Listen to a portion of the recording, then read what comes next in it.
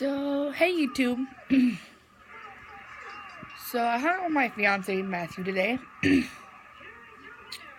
he kind of told me not to do what he did with his channel. Don't wait to get my story out there. So that kind of made me think a lot of the day about what I was gonna do for my video tonight. So, I figured I just started writing an hour ago. I wrote some stuff that I could remember, and I guess I'll read it to you.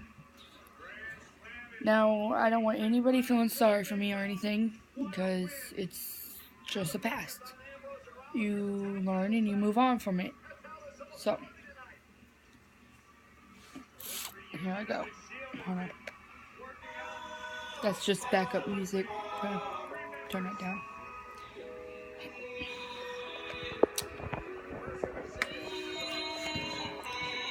Hello, my name is Michaela Dawn Renee Gilligan.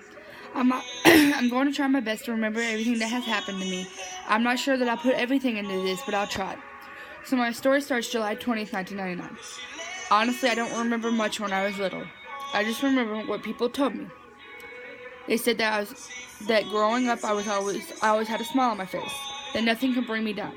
I really wish I could remember all that, but I don't.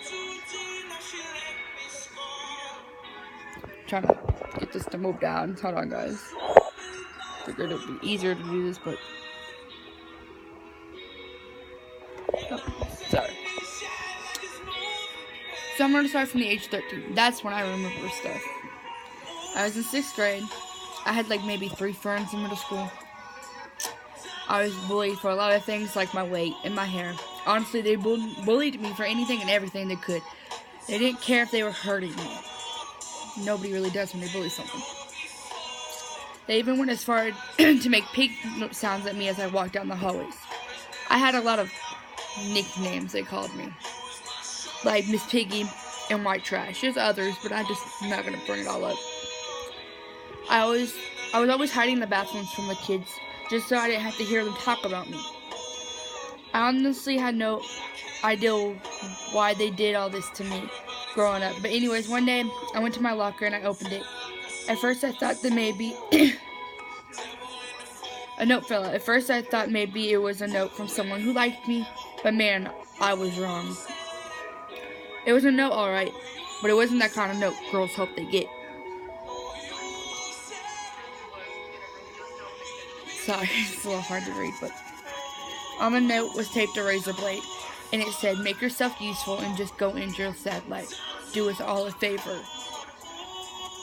So I took that razor with me to the bathroom.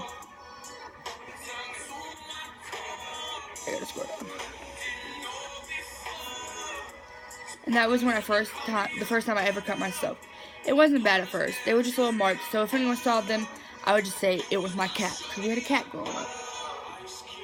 Like, they wouldn't even care if they knew what the fucking truth was.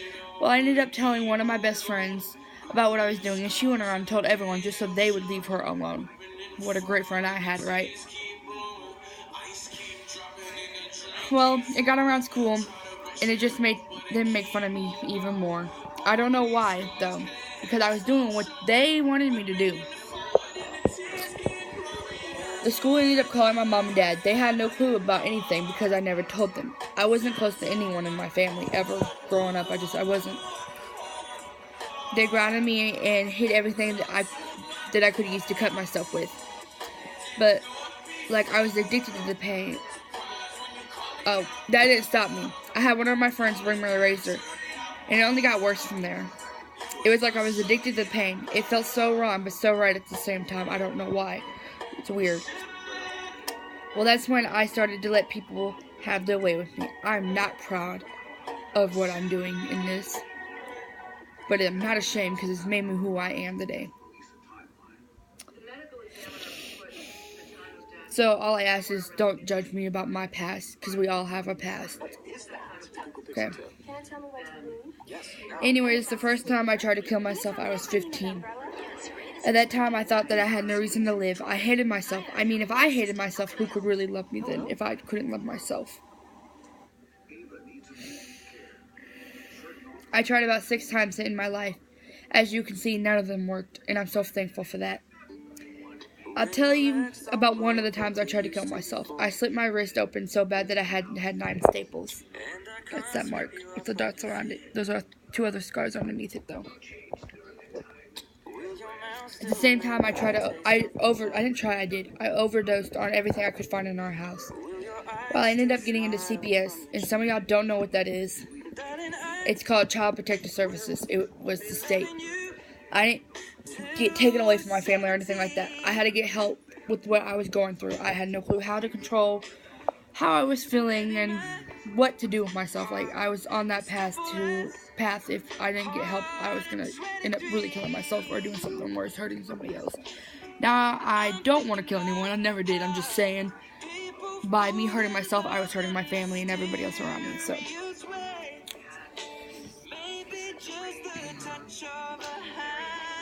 anyways, I was there from the age 16 to the age of 18. So that was about 2 years of my life I was locked away. I was on meds and everything. But anyways, when I turned 18, I moved back with my family and we moved to Kansas. I've been here ever since, and I've been doing so much better. I've been off my meds since July, and I've not had any breakdown, nothing like that. So, I ended up, when I moved here, I lived here since July all the way until, well, I still live here, but I was living with my family all the way until October 23rd. That's when I met this guy named Matthew Thomas Gilman. I met him, and I fell madly in love with him. I couldn't help myself. He's an amazing guy, and he's mine forever, so. He asked me to marry him on November 1st, 2017, at 12:10 a.m. I ended up moving out of my family's, and me and him are moving in together. We also ended up losing a baby like 3 weeks ago. But we're still going strong. We're not giving up on each other.